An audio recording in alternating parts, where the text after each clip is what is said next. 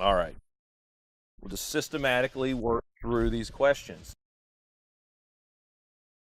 The percent canopy coverage of vegetation greater than 12 feet tall.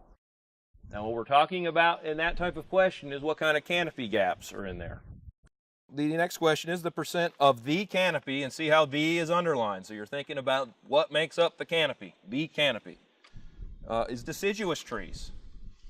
So look around through here and get a feel. I mean, there are some coniferous trees in here, probably 3 to 5%, something really low.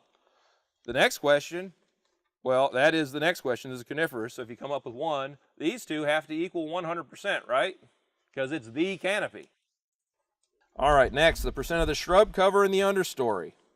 So again, now we're thinking about the shrub cover in the understory.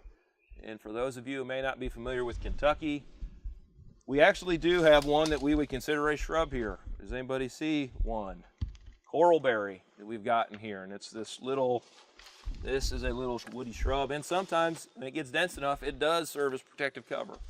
So we would have to come up with an estimate by walking through this forested block of what percentage of this is comprised of that coralberry in this example. All right. So the next question associated with percent of the shrub cover. Again, now the cover itself with the stem density concentrated near the ground. And that's trying to get at, can it protect quail? And in this circumstance, a lot of this shrub cover here is near the ground level.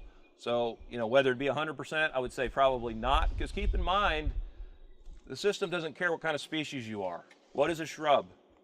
Anything that's less than 12 feet tall that's woody, right? So we've got young trees in here that would be considered a shrub.